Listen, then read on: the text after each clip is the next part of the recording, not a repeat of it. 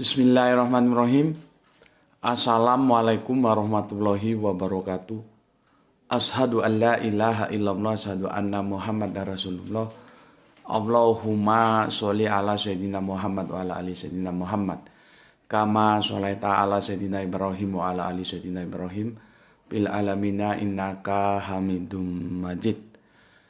Sebelumnya kita panjatkan dahulu doa kepada Gusti Allah Ingkang Maha Agung untuk saudara-saudara kita yang telah bermurah hati memberikan sholawatnya kepada channel dakwah ini, sehingga sholawat itu bisa menjadi catatan langit amal soleh bagi mereka dan keluarganya kelak, dan Gusti Allah Agung akan membalasnya dengan balasan yang lebih dan lebih baik lagi.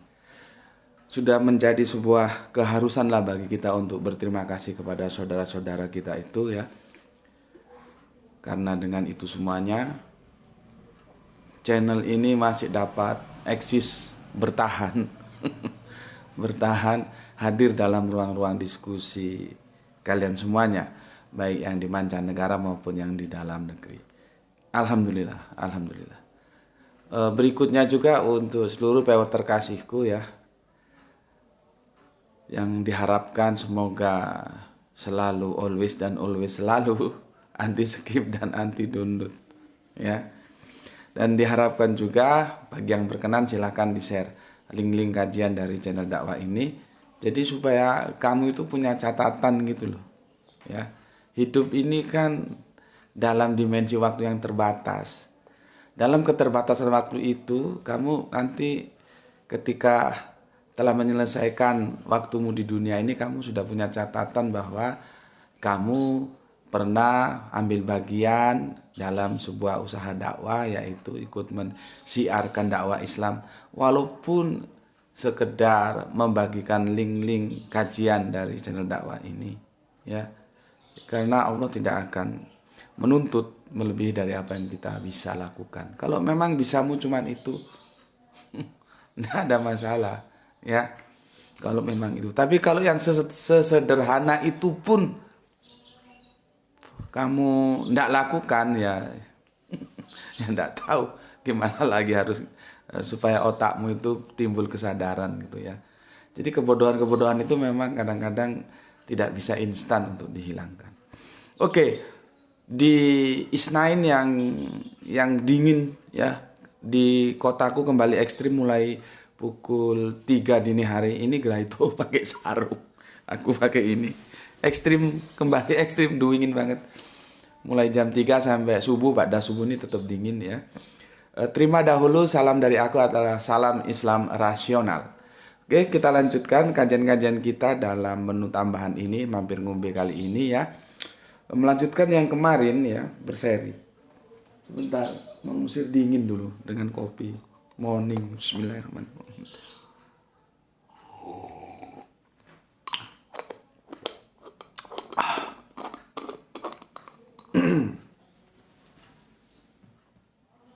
Oke, seperti yang aku bilang, kajian kita itu singular dia, tidak strike ya.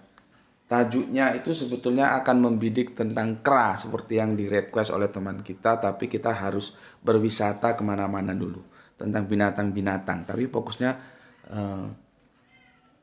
sebetulnya tentang kera yang ditanyakan ya. Maka tajuk yang kemarin itu binatang-binatang dalam kitab suci ya. Jadilah kamu kera, yaitu Keluaran 208 dan Quran surat Al-A'raf 7166, itu seri kedua. Sekarang kita masuk ke seri ketiga ya.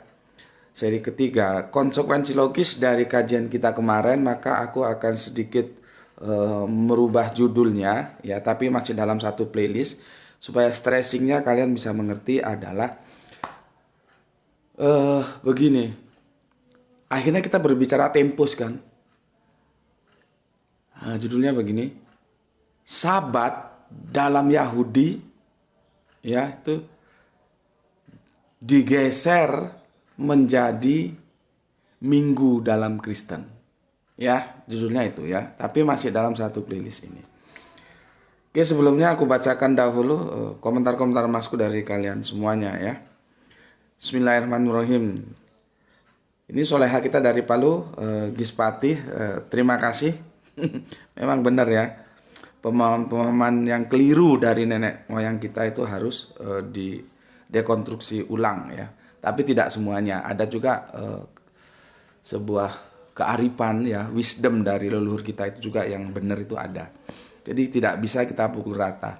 Yang kita dekonstruksi ulang itu adalah yang keliru-keliru saja. Kalau yang baik tetap kita lestarikan menjadi kebudayaan kita sebagai sebuah bangsa. Oke, terima kasih untuk soleha yang ada di Palu ya, Mbak Gispati. Berikutnya Kang Mas, atau kalau kami manggilnya Sam. Sam itu kebalikan dari Mas ya. Gaya bahasanya anak gaul di Malang kan begitu. Irfan Al-Akbar, Kerinci Jambi, menikmati kajian sambil cuci baju. Ternyata rajin juga ya cuci baju. Kanjeng Nabi itu begitu.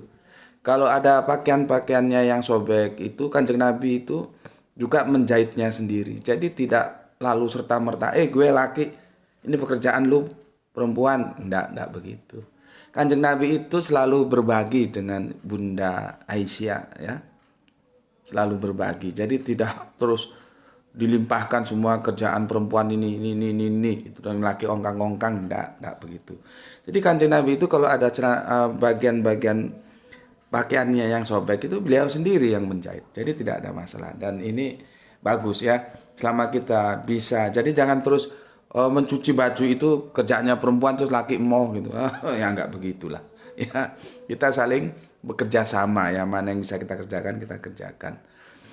Oke, berikutnya penghobi Borneo Kalimantan. Assalamualaikum Samarinda Nyimak. Gus, air putih hangatnya diberi madu insya Allah untuk menambah daya tahan tubuh dan terhindar dari sakit lambung. Oke, terima kasih atas info kesehatannya ya. Semoga juga saudara kita di Kalimantan semuanya sehat selalu. Kang Mas Ikhwan Tamim, salam Islam rasional. Semoga always sehat dan sehat always. Oke, Tangerang, Banten ya. Kemudian abah kita yaitu Abah Gelung di Bogor Timur menyimak kajian Tuan Guru, salam Islam rasionalis. Oke, terima kasih. Berikutnya Chainko ya, hadir untuk nyimak saja sebab menyimak itu mudah.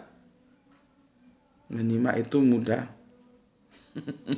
Belum tentu juga loh ya. Karena tidak semua orang itu bisa menyimak atau mau menyimak. Ada cerita khusus ketika kemarin aku ngisi kajian itu kan mustaminya itu sesepuh-sesepuh yang seusia-usia aku, setengah umuran juga ada.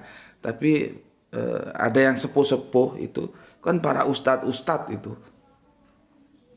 Ustadz-ustadz itu biasanya itu bukan mendengar, menyimak. Nyimak itu cenderung mendengar. Tapi mereka bicara. Tiba-tiba diposisikan sebagai pendengar untuk kebalikannya saat ini dia mendengar orang bicara, bukan dia bicara. Itu ngisi kajian dalam suasana seperti itu gampang-gampang susah. Tapi aku memaklumi saja. Bagaimana kita baru jelaskan 1, 2, 3 kata langsung dipotong. Langsung dia sebetulnya dia ketika bertanya itu juga nggak singkat. Artinya dia mau menyampaikan pandangannya. Ya, karena apa? Karena dia itu, tapi aku maklum, aku dengar aja. Oh ya Pak, silakan Pak gitu. Karena juga orang sepuh harus kita hormati ya. Aku melihat behind screen-nya, mereka itu orang-orang yang tidak biasa mendengar tapi biasa bicara. Ketika diposisikan untuk menjadi pendengar, sementara aku yang bicara, di mana lagi tampilannya okem banget. Gak nampak ini tukang parkir atau gimana gitu. Ya, kan aku pakai jaket biasa gitu, ya. Jadi yang perlu aku sampaikan, mendengar juga itu tidak, atau menyimak itu tidak selalu mudah ya. Untuk orang-orang yang punya behind screen yang dia biasanya menjadi pembicara itu agak sulit. Maka dari itulah aku coba belajar keduanya. Aku belajar bicara dan aku belajar mendengar gitu. Oke. Berikutnya Kang Mas Nurkolis Brebes hadir nyimak, salam Islam rasional. Terima kasih. Kemudian aduh ini hebat sekali ini ya untuk lae kita.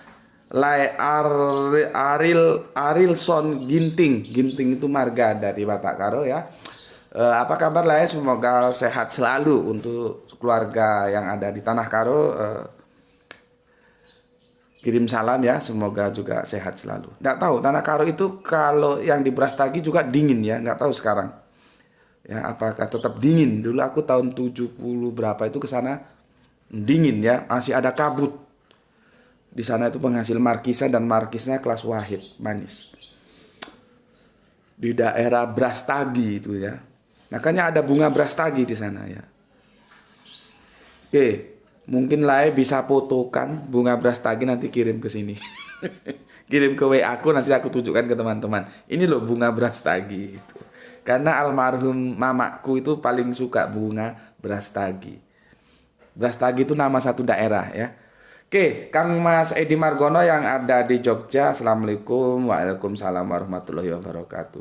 Rizal Wahyu Rembang selalu hadir. Terima kasih Rizal. Salam untuk keluarga di rumah. Soleha kita Septi Arum. Assalamualaikum warahmatullahi wabarakatuh. Salam Islam rasional Gus. Darjo derek ngaos.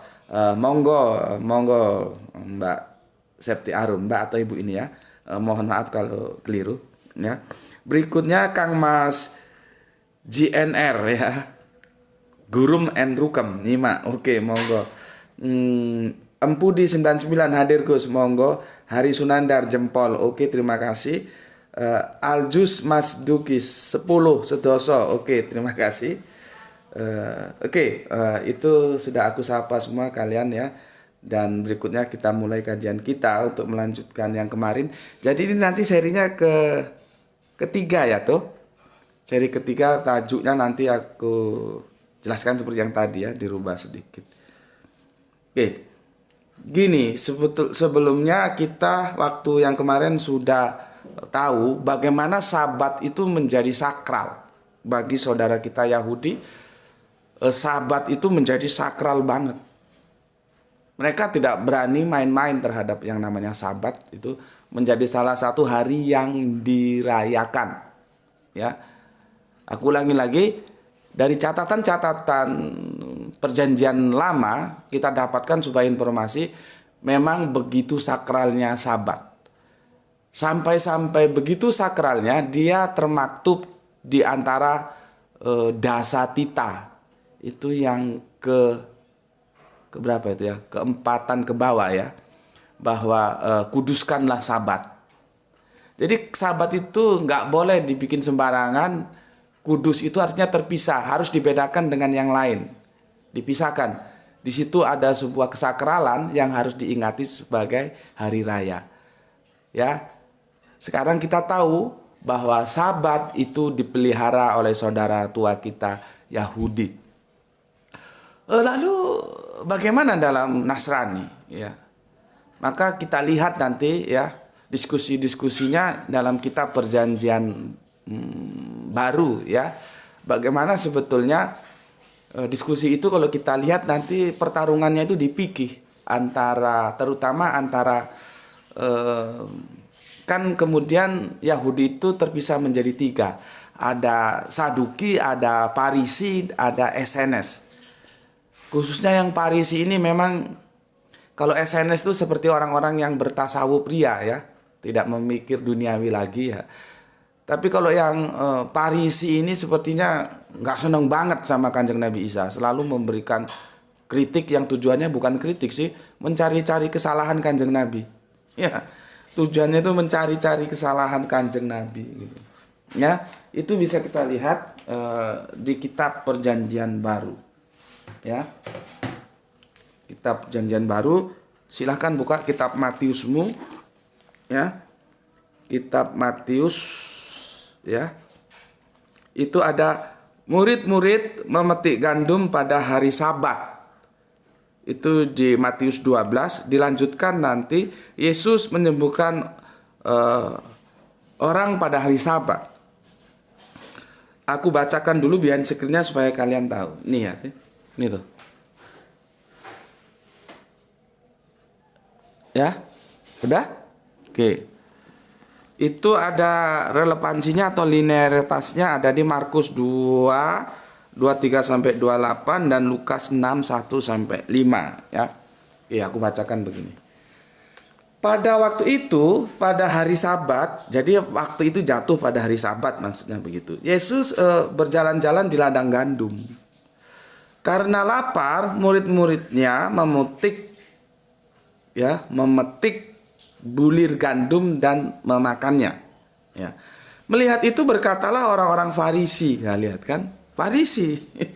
Farisi ini begitu nggak seneng banget sama Kanjeng Nabi Isa ya. Jadi melihat ya, orang-orang Farisi kepadanya ya, berkatalah ya, lihatlah murid-muridmu berbuat sesuatu ya yang tidak diperbolehkan pada hari Sabat. Ya. Tetapi jawab Yesus kepada mereka, tidakkah kamu baca apa yang dilakukan Daud ketika ia dan mereka yang mengikutinya lapar? Bagaimana ia masuk ke dalam rumah Allah dan bagaimana mereka makan roti sajian yang tidak boleh dimakan, baik olehnya maupun oleh mereka yang mengikutinya, kecuali oleh imam-imam. Atau tidakkah kamu baca dalam kitab Torah bahwa pada hari-hari Sabat imam-imam melanggar hukum Sabat di dalam bait Allah, namun tidak bersalah? Aku berkata kepadamu, di sini ada yang melebihi bait Allah. Ya, jika memang kamu mengerti maksud firman ini, yang ku kehendaki ialah belas kasihan dan bukan persembahan. Ya, ini menarik sekali nih ya. Yang pada narasi yang ku kehendaki ialah belas kasihan dan bukan persembahan. Ini menarik ini ya. Dan tentu kamu tidak menghukum orang-orang yang tidak bersalah, karena anak manusia adalah Tuhan hari Sabat. Ya. Di sini kita lihat, ini pertarungannya sebetulnya saling kritik. Yang dimaksudkan Kanjeng Nabi Isa atau Yesus itu sebetulnya adalah bagaimana sebetulnya cara memahami Sabat itu. Secara teori hukum fikih, kalau kita mendekati pendekatan Islam namanya teori hukum fikih, bagaimana Sabat itu harus diposisikan, gitu loh, ya. Bagaimana ya harus diposisikan? Apa yang boleh, apa yang tidak boleh dalam hari Sabat itu, ya. Sekarang kita lanjut supaya lebih clear lagi. Yesus menyembuhkan seseorang pada hari Sabat. Nih. Sudah? Ya? Oke. Begini. Setelah pergi dari sana, Yesus masuk ke rumah ibadat mereka. Di situ ada seorang yang mati sebelah tangannya, ya mungkin kalau sekarang stroke gitu ya. Mereka bertanya kepadanya, maksudnya kepada Yesus ya, bolehkah menyembuhkan orang pada hari Sabat? Maksud mereka ialah supaya dapat mempersalahkan dia. Nah, lihat itu. Sebetulnya maksudnya yang bertanya itu bukan mencari penjelasan, tapi hanya mencari celah untuk bagaimana Yesus itu bisa dinistakan. Kanjeng Nabi Isa itu bisa dipersalahkan, bisa didudukkan pada tempat yang salah. Jadi bukan mereka untuk mencari yang benar itu gimana, yang salah itu gimana, bukan. Ya memang maunya mau menyalahkan saja gitu. Ya bajingan seperti itu. Makanya karakter-karakter itu juga ada, karakter-karakter Farisi sekarang. Makanya tidak semua pertanyaan itu aku jawab, karena memang bukan untuk bertanya. Dan itu bisa kebuktikan, kita jawab apapun dia mesti ya begitu diulangi lagi. Jadi ya anjing aja. Sama seperti ini ya, dijelaskan ya. Maksud mereka ialah supaya dapat mempersalahkan dia. Maksudnya mempersalahkan Kanjeng Nabi Isa atau Yesus terkait dengan Sabat. Jadi bukan mereka untuk mencari penjelasan atau yang benar mana, yang salah mana, enggak. Memang tujuannya apapun adanya Yesus harus salah, gitu loh. Kalau sudah gitu itu sebetulnya nggak usah dijawab, biarin aja. Ya. Di tajuk kita itu kan sering tajuknya misalkan tentang ke kanan, Nanti pertanyaannya ke kiri. Dikasih tahu ya enggak mau tahu, ya sudah biarin aja ya. Itu yang gue bilang kemarin, karakter kekanak-kanakan itu belum cukup untuk siap berdialog dalam perspektif yang dewasa ya. Masih anak-anak ya, biarin. Oke, aku lanjut. Tetapi Yesus berkata kepada mereka, jika seseorang dari antara kamu mempunyai seekor domba dan domba itu terjatuh ke dalam lubang pada hari Sabat, ya, tidakkah ia akan menangkapnya dan mengeluarkannya? Ya. Bukankah manusia jauh lebih berharga daripada domba? Karena itu boleh berbuat baik pada hari Sabat. Garis bawahi, boleh berbuat baik pada hari Sabat. Ini yang mau ditekankan Yesus, cara memahami Sabat. Itu apa yang boleh, apa yang tidak boleh. Bukan harusnya kukruk menengai ini. Tapi sebetulnya ya itu tadi. Yang tanya itu sebetulnya tahu, tapi dia memang untuk cari celah bagaimana supaya Yesus itu bisa disalahkan. Karena bagi mereka Yesus salah itu harga mati. Gitu loh. Ini untung Yesus masih mau jawab. Kalau aku udah tak biarin aja. Kamu itu anjing, jawab nggak dijawab sama saja. Itu ya. Yesus berbaik hati masih mau jawab dia. Ya. Begini penjelasannya. Karena itu boleh berbuat baik pada hari Sabat. Contohnya tadi itu dikasihkan gambaran ya, perumpamaan tentang domba yang masuk ke dalam lubang ya. Oke, aku lanjutkan. Lalu kata Yesus kepada orang itu, ulurkanlah tanganmu.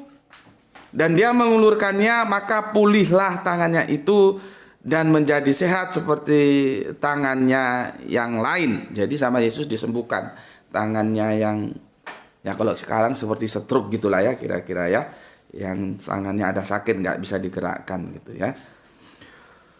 Lalu keluarlah orang-orang Farisi itu, lihat lagi-lagi Farisi ya, dan bersekongkol untuk membunuh dia. Nah targetnya memang Yesus harus salah dan Yesus harus dibikin mati gitu ya.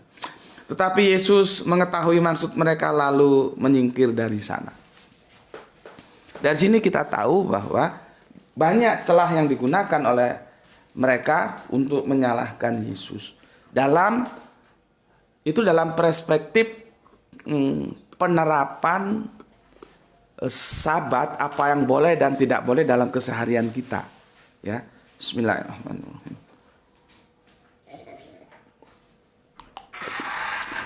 Tetapi dalam prospek ibadah seperti apa? Ya, kita bisa lihat. Ya, kita bisa lihat. Apakah Yesus itu membatalkan Sabat? Kita bisa lihat di sini, ya. Oke. Apakah Yesus itu membatalkan Sabat? Ini kan menarik. Kalau di dalam Nasrani Sabat itu tetap terjaga. Tetap terjaga karena Yesus ternyata menjaga Sabat. Ya. Nasrani perdana itu Yahudi. Para murid-murid itu awalnya ya Yahudi gitu loh ya. Ini yang kadang-kadang harus dipahami ya. Tapi ternyata jadi loose contact, dikira antara Kristen itu tidak berakar kepada Yahudi. Seharusnya berakar karena Kristen kan dari Nasrani. Nasrani awalnya Yahudi gitu loh ya. Nah, sekarang kita cari tahu apakah Yesus itu terus dalam hal ibadah membatalkan Sabat. Maka kita lihat ada di Markus 1:21 ya. Aku baca pelan-pelan, Markus 1:21. Mereka tiba di Kapernaum setelah hari Sabat mulai. Yesus segera masuk ke dalam rumah ibadah dan mengajar. Lihat itu. Kapan Yesus masuk rumah ibadah? Sabat. Ya. Kemudian Markus 6:2. Pada hari Sabat ia mulai mengajar di rumah ibadat. Dan jemaat yang besar takjub ketika mendengar dia, dan mereka berkata, dari mana diperolehnya semua itu? Hikmah apa pulakah yang diberikan kepadanya? Lihat, terkonfirmasi kan, seperti ketika kita membahas eh, anak dalam buayan di surat Maryam di Al-Quran beberapa waktu yang lalu. Kan aku sudah bilang, Yesus itu cerdas. Ya memang nabi itu harus cerdas. Mana ada nabi kok lolak-lolok, itu nabi apa? Semua nabi itu cerdas. Dalam perspektif kita disebut patona. Gitu ya. Yesus itu cerdas. Lihat ini, dia diakui ya. Pada hari Sabat ia mulai mengajar di rumah ibadat dan jemaat yang besar. Takjub ya. Jadi pesertanya jemaatnya besar tuh maksudnya banyak ya. Itu pada takjub. Ketika mendengar dia dan mereka berkata, para jemaat itu berkata, dari mana diperolehnya semua itu ya? Maksudnya pengetahuannya itu dari mana gitu loh. Hikmah apa pula yang diberikan kepadanya? Nah, kalian hikmah tahu nggak apa arti hikmah itu? Nanti aku jelaskan ketika kita menjelaskan tentang boleh nggak sih berdiskusi, berdebat di dalam Islam itu? Boleh. Cuma kan kerangka berpikir kita rusak, seolah-olah debat itu ngamur-ngamuran. Enggak, sebetulnya debat itu adalah beradu argumen. Nah, dalam Islam itu sangat boleh dan dianjurkan bahkan. Tetapi harus dengan baik, diantaranya dengan hikmah. Nah, masalahnya otak-otak lu itu ngerti nggak apa itu hikmah, supaya bodoh-bodohnya itu hilang. Di sini juga dijelaskan, ya, hikmah apa pulakah yang diberikan kepadanya, maksudnya kepada Yesus itu. Takjub itu, jemaat-jemaat itu. Itu dilakukan Yesus di hari Sabat di rumah ibadat. Ya, stressing point kita, Yesus ke rumah ibadat itu Sabat, ya. Masalah ketakjuban jemaat dan hikmah itu nanti kita bisa diskusikan di kajian tersendiri ya. Oke, dan mujizat-mujizat yang demikian bagaimanakah dapat diadakan oleh tangannya? Oke, sekarang di Lukas 4:16. Ia datang ke Nazaret tempat ia dibesarkan ya. Jadi ada grup musik namanya Black Sabbath, aku sudah kasih tahu kemarin. Terus ada lagi, Nazaret itu ada. Itu populer era-era tahun 70-an. Enggak tahu kalau sama Led Zeppelin tua mana itu. Black Sabbath, Nazaret gitu ya. Kalau Led Zeppelin kan itu Stairway to Heaven, lagu paling monumental ya. Kalau aku baca syairnya itu aku nggak ngerti syairnya itu mau kemana arahnya. Sastranya sastra kelas tinggi sepertinya ya. Stairway to Heaven. Oke, kita lanjut. Tadi Lukas 4:16 ya. Ia datang ke Nazaret tempat ia dibesarkan dan menurut kebiasaannya pada hari Sabat ia masuk ke rumah ibadat lalu berdiri hendak membaca dari Alkitab. Clear. Yesus tidak membatalkan Sabat. Ya. Dia masuk ke rumah ibadat, ke bait Allah, dia berdiri membaca Alkitab. Harinya kapan? Sabat. Oke. Lukas 4:31. Kemudian Yesus pergi ke Kapernaum, sebuah kota di Galilea. Jadi Kapernaum itu ya kota di kawasan Galilea ya. Ia mengajar di situ pada hari Sabat. Ya. Lukas 6:6. Pada hari Sabat lain Yesus masuk ke rumah ibadat lalu mengajar. Di situ ada seorang yang mati tangan kanannya. Ya. Pada hari Sabat masuk rumah ibadat. Kemudian Lukas 13:10. Pada suatu kali Yesus sedang mengajar dalam salah satu rumah ibadat pada hari Sabat. Ada berapa dalil ini ya? Markus 1:21. Markus 6:2. Lukas 4:16, 3, Lukas 4:31, 4, Lukas 6:6, 5, Lukas 3:10, 6. 6 ayat kita nukil. Nanti kalau kamu kurang cari sendiri itu ya. 6 ayat yang kita nukil bahwa Yesus itu menjaga ya hari Sabat sebagai hari yang disakralkan dalam Yahudi. Harinya tetap Sabat, itu tetap dirayakan. Masuk ke rumah ibadah. Nah, sekarang yang dilestarikan oleh Yesus dalam Nasraninya itu dalam kekristenan berubah menjadi hari Minggu. Gimana itu ceritanya?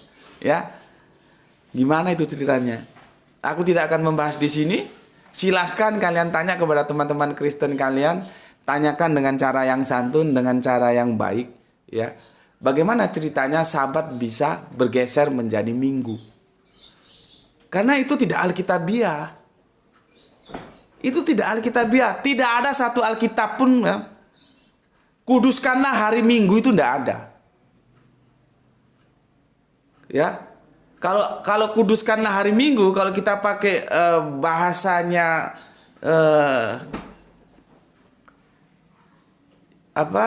orang-orang Israel, Ibrani atau Aramaik, menjadikan ehad dia. Nggak ada ehad itu dikuduskan sebagai hari.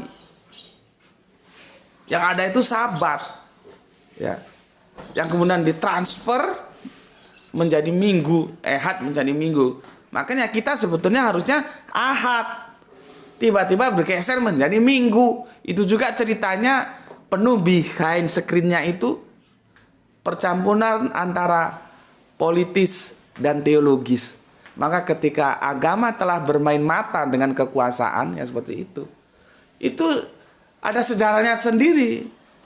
Bagaimana di tanah air kita ini dulu nggak mengenal Minggu, tiba-tiba bergeser menjadi Minggu. Dulu yang kita kenal Ahad, begitu. Ya, cuman itu nanti kita bahas di diskusi yang lain karena itu juga panjang ceritanya. Ya. Nah sekarang yang kita tahu dalam kekristenan, tapi tidak semua loh ya. Ada kekristenan itu yang masih menjaga sakralnya Sabat. Ya. Makanya ditulis gereja hari ke-7 gitu. Ya. Mereka tidak mau ke Minggu, ke hari pertama tidak mau. Nah, sekarang tanyakan kepada teman-teman Kristenmu, tanyakan dengan baik, dengan santun, itu gimana ceritanya? Karena sesuatu yang tidak alkitabiah itu biasanya dogma. Ya sudah. Artinya apa? Kalau mau dipahami sebagai dogma ya silakan saja. Tetapi secara akademis harus diakui bahwa Minggu menjadi hari ibadah itu tidak alkitabiah. Lalu bagaimana kita akan beragama kalau Alkitabnya sendiri sudah diingkari? Ya, itu kajian kita di Mampir Ngube kali ini ya. Semoga ada manfaat yang bisa kita ambil ya. Berikutnya aku sampaikan kepada seluruh saudara-saudaraku ya, jaga Allah, Kanjeng Nabi, Al-Quran, Islam ya. Semua itu masukkan dalam hatimu menjadi milikmu yang abadi sampai nanti menutup mata. Namun demikian tetaplah memberi hormat kepada saudara-saudara kita yang memilih jalan lain. Oke, semoga kita semua selalu dalam ridha Allah, mendapatkan rezeki yang barokah dan kesehatan yang prima sehingga kita bisa melanjutkan kajian-kajian kita terlepas apapun adanya. Yang namanya kesibukan, tetap sibuk, kamu sibuk, aku juga sibuk, tapi berusaha meluangkan waktu untuk tetap belajar. Nanti kita lanjutkan insya Allah pada kajian senja nanti merupakan tajuk utama kita. Oke. Aku ucapkan terima kasih. Bismillahirrahmanirrahim. Alhamdulillahirabbil alamin.